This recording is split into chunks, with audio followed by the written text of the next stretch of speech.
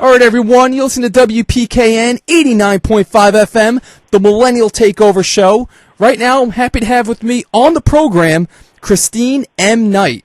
Christine is a published author, songwriter, public speaker, and teacher. Christine, thank you so much for being on the program.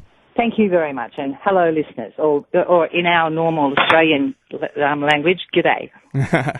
So, Christine, I'm just so happy to have you on the program because we're going to discuss a topic that, this show is geared towards young adults, and I think this is a topic that just doesn't get enough visibility. Not enough people really talk about it, and that's having a good role model, especially for, our young people, our adolescents, our teenagers. I think a lot of changes have taken place in our society and culture, and in some ways, I think the role, or I guess the kind of idea of a role model maybe has changed over time. Maybe it's a little more difficult to find a good role model. I know you've written a lot, and you definitely are an expert in this type of discussion and this topic. And I guess, first to start our discussion is, what is a good role model? I think before we sort of decide what is a good role model, we need to realize that we are surrounded by role models in our everyday life. Children, teenagers, adults, we all learn and observe through observing people around us and through modeling behaviors. We learn how from that observation and from interacting with other people, we learn about how people, the codes of behavior, what's acceptable, what's unacceptable. Definitely through observation and scrutiny, we learn what makes a person popular, what makes them a target, and we learn what works in a relationship, any type of relationship, and what can lead to the destruction of a relationship. We often think of role models, I think, as people with outstanding qualities or with really high profiles, and certainly there are some admirable people out there. And for me, significant role models, I'm sure for some of your listeners, my significant role models came from fiction. Definitely. I think, especially for kids being in school and taking literature classes, I could definitely see that, obviously, because that's kind of your first exposure to your imagination as well as kind of your comprehension in general of the world and society around you. Yes. The thing about school and and literature is that literature introduces people, young people, older people, any age really, to worlds and the possibilities of life outside their immediate environment. We get to walk a mile in someone else's shoes. We get to think about and consider perspectives on life that are very, very different from our own. When I lived in Montgomery, Alabama for 9 months, and while my husband was at Air Command and Staff at the military university in Montgomery. And they have military people from all over the world. And when I was there, I worked as a scribe for a Nigerian officer, and one of the papers the USAF University had the international students doing was on coup d'etat. Now in Australia, coup d'etat is seen as an abhorrent thing. It's illegal. It's wrong to overthrow a democratically elected government. But when I was typing up Bo's paper from Nigeria, he saw it as a moral imperative for the military when the democratic society was going off course to the culture and traditions of past life, and it was largely tribal condition. That culture came from long-established tribal conditions. He saw it as the moral imperative for the military to overthrow the democratically elected government, and I had a totally whoa experience. So we had some very interesting discussions after that. But reading, whether it's fiction or whether it's non-fiction, looking at the world from different perspectives helps us better understand that world. In Australia, we're an island and we're very isolated. As you all know, we're down under. We, for many, many years, tended to assume that everyone thought like us and had the same values like us. But since 9/11, I think we can see that that's not quite the case. And it's important for us to not be naive about the world and just go around thinking that it's a very safe place. Civilization is a veneer, and it's to be protected and it's to be developed, and it's not to be taken for granted. So, from having that said, how important then is a role model today, given that, you said you can't be naive and, we kind of have to be a little more alert and protective of ourselves given the world we're in today? Well, I think it's crucial. And for your younger listeners, girls, boys, I think they'll all, when you're breaking away from your family, first when in your very early years, the adults in your family are really important. You learn how relationships work, and when they're in conflict, you learn. Children are very discerning. I know I was at 10 and 11, and even at 8. I would observe my parents and think, seriously, they're arguing again? Why, and then so I would look carefully at them and watch them, almost studying them really, and I'd think, well, okay, I understood more about what was causing them conflict and how they came into conflict than they did themselves. When you're growing into your teenage years, the world that you are exposed to is much wider, and nowadays, in particular, with the communication industry and the revolution that has come with us, it's media and phones and telecommunications of all kinds are now an integral part of our life. And while that has many wonderful benefits, I don't know, like for instance in this interview, we are exposed on a much greater scale to the wider influences of the world. And there are many, many conflicting influences and at times highly questionable values are just presented to us as a matter of fact. For us, when we're listening to our music, watching shows, TV shows, reading, seeing the people around us, instead of being a bystander and accepting, that it's like that, we should question it. We should be more discerning. A real concern, I think, for me is that in TV shows, and I have some favourite American TV shows, past and present, I used to love Glee, and I'm sure some of your listeners will remember Glee. And I'm a songwriter, so music, and I love to dance, and so anything to do with music and performance and show just grabs me. I think the world should have been a musical, really, so that in those moments of great joy we could let forth a great song. But the thing that disturbed me about Glee, even though I loved the show, was the way it presented bullying as a fact of life in schools. And we saw the football jocks changing over, some of them into the Glee Club, and we saw new bonds, and we saw diverse role models within the Glee Club being affirmed as valuable people who we should respect and care about. But the thing that disturbed me about Glee, for instance, was the acceptance of bullying. Not one adult in that show pulled kids up. At least for the episodes that I watched, the many episodes that I watched, bullying was a given. And even Sue, whatever her character name was in the show's episodes that I was watching, she was a bully. When I taught in San Antonio and when I taught in Montgomery, that was not the case. Schools came down quite heavily on bullying, but those conflicting messages that young people get through TV shows tends to make us insensitive or desensitizes us to that, and we think, oh well, that's life. We have to accept that. And the reality is, it isn't. I call it the Dexter factor, actually.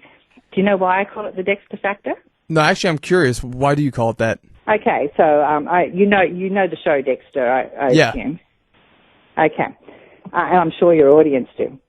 When we watched the first few episodes of Dexter, I was we say gobsmacked. I don't know if you know that expression, but I was like mouth dropped, as if I had a huge. I was shocked. There was so much violence. There was so much blood. The underlying theme of does the end justify the means, which Dexter is built on, intrigued me, but I was just shocked by the violence. And my children wanted to watch it, and so we talked about it afterwards. I think anything you watch and see, it's really important to talk about the embedded values and your reaction to it and why you have the reaction. Anyway, so reluctantly I front up in the lounge room for the second and third episode, and each time my mind, if it could be blown, was blown.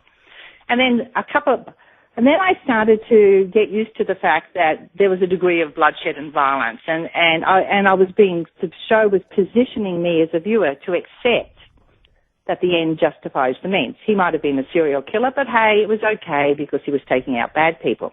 And slowly but surely, I was aware that I was being repositioned to accept a value that I didn't have before. And then I don't know which episode it was, whether it was episode 4 or 5, maybe a bit later. There wasn't any bloodshed, there wasn't any violence, and we actually put the TV on hold, and we were like, dear God, what's going on here? There's no bloodshed, there's no violence. And then I said to my kids, wow, look at how our values and our reference points for normal has been shifted. We're now looking for it. And so I call that the Dexter factor. And there are many, many, many examples where what we view as acceptable, what we accept, what we see as normal, is shifted by what we see on TV. And that's a subversive element. And I think Dexter is a very interesting show, and it's great for discussion. But if people don't consider what they're being exposed to, and if you don't scrutinise it, and if you don't become discerning about the values, then that's basically we're being brainwashed. That's why I call it the Dexter factor. Same thing applies to women's magazines and what girls think is acceptable.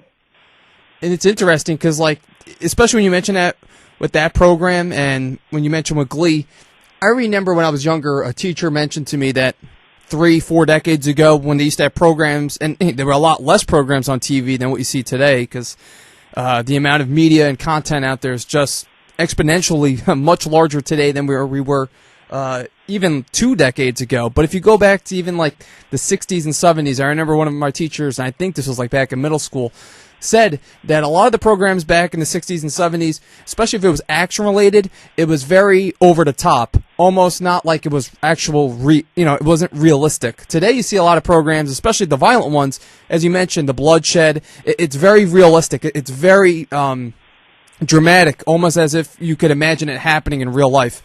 And I think it kind of plays right into what you were saying, that it kind of really influences society. It's not over the top. It's not even comical. It's real drama. It's really happening. It's real emotional. And I think it also feeds us, I'm sure your audience and you will be aware of the Hunger Games, who could not be, but it sort of feeds into, and I'm sure people will be aware of the gladiatorial games in ancient Rome. You know, in Hunger Games, for instance, think of the audience in the main city who saw bloodshed, violence, and as entertainment. I think there's a bit of there's a huge sensation at the moment, isn't there, in the media about one of the Game of Thrones episodes with Sansa when she's beaten. Do you know? Are you aware of that? Do you watch Game of Thrones at all? That sets up those sorts of issues as well. About we're exposed to grittier things. True Blood was an example of us being exposed to really gritty things as well. Yeah, I don't really follow too much of Game of Thrones, but, I mean, so many people watch it and they discuss it so much that, you definitely hear about how over the top it is as far as what's being done on the program. And I know there's countless programs out there, that are in that same way of violence and, just drama and animosity. And it kind of makes me wonder, going back to what we were mentioning about role models, is that, a lot of people today really, for role models, I mean, I guess the stereotypical role model, what most people would imagine today are, either athletes or actors, actresses, maybe musicians as well. I guess a lot of people who are in the spotlight, who have a lot of visibility, who have a lot of popularity. And, from what you mentioned, are these really the best role models? And if not, where should people kind of look towards for looking for a good role model out there? It's interesting, isn't it? Because sometimes a really negative, if you're surrounded by negative role models and you're a thinking person, you actually work out what you don't want to be like. You actually reject behaviours. The problem for you is if you only have negative role models and you reject them, and that means you're looking to be, you don't know who you want to be like, and you don't know what values that you really want to follow and adopt. So reading and observing people, the communication industry exposes us to many, many types of people, and I think that's a real plus. For me, Malala Yousafzai from Pakistan. I'm sure many of your listeners will know her. She was had amazing surgery after she was attacked in the school environment because she wanted to pursue education. Education, just the very process of education is really important because it encourages us to think and to question. And people like Angelina Jolie, who has an incredibly high profile, but I think she's a wonderful person at least from a distance, because she's dedicated to helping others. For instance, she's a UN Special Envoy for refugee issues. At the moment, with your presidential campaign, which from my understanding runs for 2 years. As an aside, in Australia, we think 6 weeks for a political campaign is huge. So the 2 years is sort of a bit mind-blowing for us. But in terms of role models, I think the presidential campaign period is just a wonderful period because you do get exposed to the most phenomenal people, men and women. In the past, the most incredible men and women have run not just in the presidential campaigns, but in your political campaigns. Many of them represent what I think America is really about, at least my experience of America. It's about service to others, about being the very best you can be, and about rising above the pigeonhole that you might have been born into. It's about serving community, about serving your nation, your military people. I've met many American military people. Largely because of my husband's experience. He is in the military and we've travelled extensively. There are so many admirable people who are prepared to put their life on the line. You know, courage, honour, integrity, sacrifice, and they don't run around trying to make a buck off it. They are there in solid commitment. They're all wonderful role models. Reading is an excellent source for finding about strong characters. And by strong, I don't mean physically strong. And I don't mean people who can beat the heck out of somebody else. I mean people who have a depth of conviction that is never allowed to be undermined. For instance, in the Hunger Games, her depth of conviction is never undermined. People who have the ability to act independently and make their own choices, because even though there's a lot of pressure put on them to do otherwise. And people who think through to the consequences. I mean, you're actually very, very lucky in America that you've got so many wonderful, diverse role models. And there are some great sports heroes as well, and heroines, although the term heroine is sort of politically incorrect nowadays because we're sort of gender neutral. No, definitely. And I think that the thing that you kind of touched upon is that, you mentioned so many different types of people who could be a great role model that I think role models could just be right around us and we just may not even know it. And we may just be kind of too caught up with, what publicity and what media is saying that we're kind of losing sight of the great role models that are just right next to us. Yes, and I think for your audience, for instance, when they see someone endurant beings, when your audience is in the position of a bystander, and there is at times when we all are bystanders, often silent, and when we see people making strong, courageous choices, even though that may appear to isolate from the group, that's very, very important to see people just having the courage of their convictions and making a stand. I am, as you mentioned to your audience, I'm a teacher as well. And at the school where I currently work in the day, I'm a teacher by day and a public speaker by day, and I'm a writer by night. I saw, before I intervened, I was about to intervene, and I was at a distance, and I saw one kid being bullied, basically. And there were all these other kids clumped watching the incident, and we have a responsibility as teachers to intervene immediately, and because everyone in the school is in our educational care, and our goal is to protect them from harm, if at all possible. Anyway, so I'm making a beeline to intervene, and one of the kids in the bystander group, who was much closer to the bullying incident, stepped forward, and it was a tiny, weedy little kid, smaller than the bully, and certainly smaller than the kid who was being subjected to the bullying. Anyway, this weedy little kid stepped forward and stepped in front of the kid who was being bullied and said to the other kids, "Stop it." And all the group around him were gobsmacked, my favourite word at the moment, apparently. And then you know, the little kid, weedy little kid, braced himself, and I thought, dear God, I have to get there faster. So I started to run, and then two of his mates stepped in, and they formed, and it was and they stopped the bullying. And I think the courage to say no, we don't silently accept this. That was a wonderful moment. And so what you're saying is there are role models all around us is really important. I often think of the teenage years as being like a bus trip. And why do I say that? When I take teenagers on bus trips, it's a lot of fun inside the bus, and there's a lot of singing and noise and chatter. And although we're passing through great scenery, the kids are sort of aware of the scenery. Most of them are sort of aware of the scenery, but it's a bit of a blur, and they miss a lot of the detail of the journey.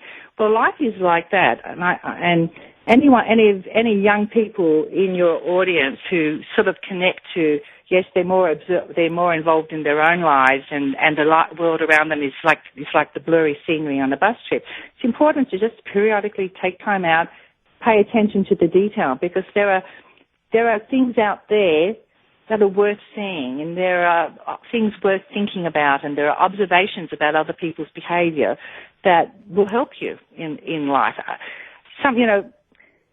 One of the concerns for me nowadays is that being resilient seems to be much, much harder.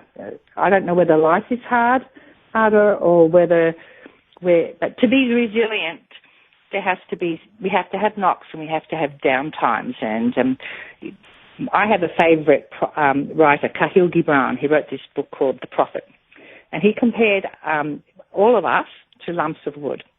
And he said life was a scouring process. We are all meant to be the most exquisite flutes, each one with a unique, beautiful voice. But in order to become an exquisite flute with a beautiful voice, we have to go through the scouring process. The lumps of wood have to go through the scouring processes of knives. And that's what life is. The hardships, anyone who's having a hard time out there at the moment, that hardship you're going through, the pain, if you're going through pain, that pain is part of the scouring to make you a beautiful flute. And when I have gone through hard times, just that image has really helped me. Just that, so a role model isn't necessarily people. It can be an idea. And I can't tell you how many times that image of I was a lump of wood and I'm becoming a beautiful flute, how much that image has helped me. It's been a model to help me get through life. And so it's not just people, but it's ideas that can be models for us as well. I really like that analogy, because I think of it, even for like other things I've built, whether it's like even building just like a computer desk, it takes a lot of hard work to build it, but once you have it, it's functional, and it could be, the best, and it could be sturdy, and it could look great. Obviously, though, it takes a lot of hard work to get there. I like that analogy. And, I kind of get the sense of, with being, a good, well, I guess first finding and realizing who a good role model is, and kind of learning after that person, you could kind of, or character, you could kind of almost in a sense become a role model to someone else. And I feel like it's almost kind of like pay it forward, where yes, it is. You need to find a good role model, so in a way that you become a good role model for someone else, and then the cycle begins with that next person. Yes, and very much in line with that, we need to realize that that in every breathing moment of our life, there are values embedded in everything we say and do, and there are values embedded in everything we don't say and we don't do. And very much the idea of paying it forward. Katy Perry, some of Katy Perry's music, I haven't listened to her in the last 6 months, so this may no longer be relevant. But a lot of her songs, when I was listening to her music, was very much about accepting diversity, about accepting who you are. The problem, I think, when we're in the entertainment and media industry, they have a huge commercial drive behind them, and so they sell us a very narrow image of what it is to be a man, or what it is to be a woman, or whatever it is, what it is to be a leader, or what it is to be a mother, whatever the role is, we've sold a very, very narrow range of images. And, even beautiful women in the entertainment industry are airbrushed and photoshopped, and their image is manufactured.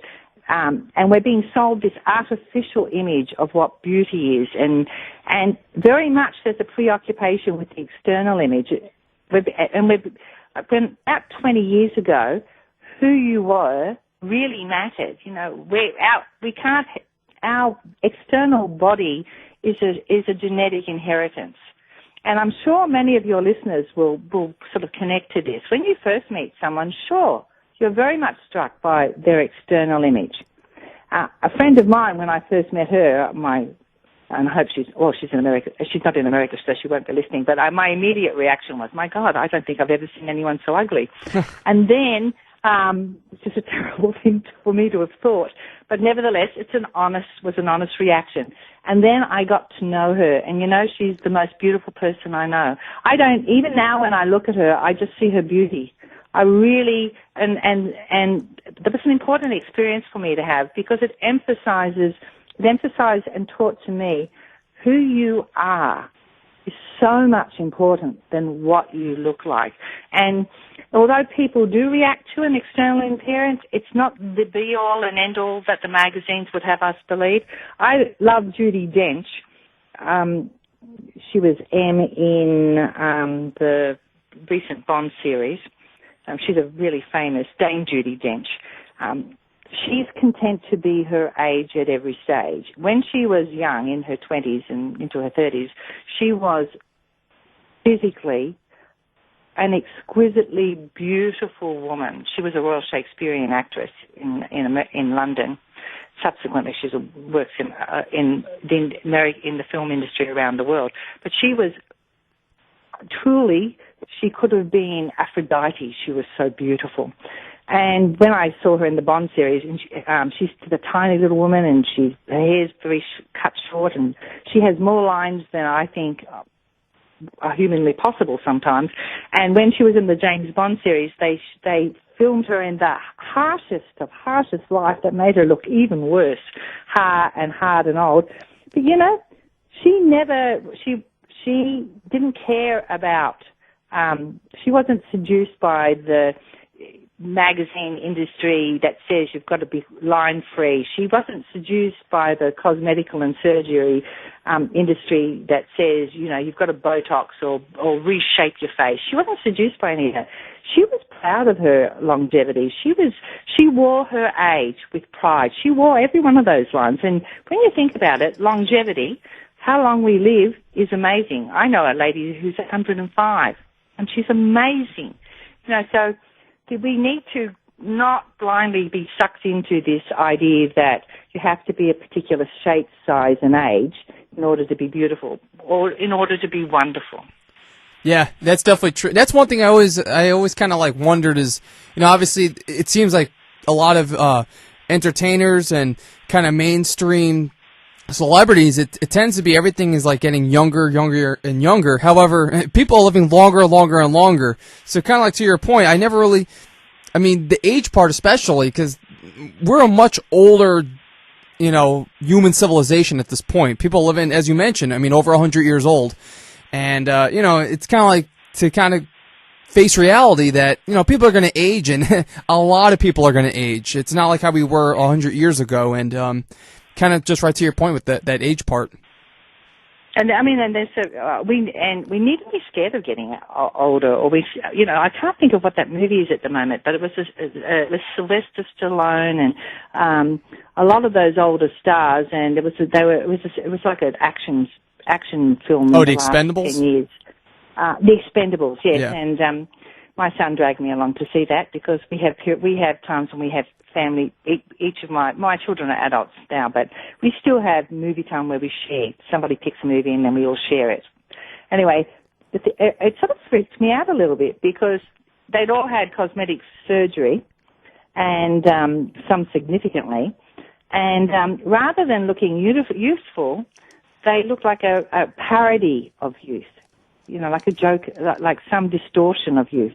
No matter what, our skin never changes. Our skin evolves and gets older. There's nothing you can do you can't change the spirit which shines through. An older spirit shines through. You can't change the integrity of the skin. And I thought when I was watching The Expendables, how sad that they feel that they've got to, that their value is somehow linked to an image. There are Christopher Plummer. I saw him in a movie just recently. I mean, beautifully aging man. Doesn't appear to have had cosmetic surgery. Our statesmen, I think some of your ex-presidents age beautifully. You know, there's a softness in there. It's good to know that lines sort of are a sign of weathering life. It's good to know that, you know, you can weather life, you can endure, you can come out. And if we value our experiences and value our age and we don't succumb to the cosmetic industry, we're going to be better off for it. Definitely. Christine, I know we're starting to kind of run down here on time, and just pretty much, you know, we definitely discussed a lot. And is there any kind of lasting impression you want to leave with our listeners today? I think that I would just like them to think critically about what they're exposed to. I've been watching Agents of S.H.I.E.L.D., and the thing that strikes me about that is that they have tiny, diminutive little women in high heels kicking butt and with great martial arts skills. And I'd like your audience to question that, because in the men's world boxing championships, they have weight divisions for a very good reason. No matter how fantastic a lightweight champion boxer is, he cannot overpower a heavyweight. So I would like everyone to sort of, looking at the fantasy of those little women in heels with martial arts, those shows have a Dexter factor. They lead us to think that women can give as good as they can get in violence. That's not so. And we should say no to violence against women and question any show that leads us to think that it's okay. That's the final thing I'd like to say. Definitely some good stuff there, Christine. So again, just want to remind our listeners, we were speaking to Christine M Knight. She's a published author, songwriter, public speaker, and teacher. Christine, thank you so much for being on the program. Thank you. Bye, listeners. All right, guys, stay tuned. You'll listen to WPKN.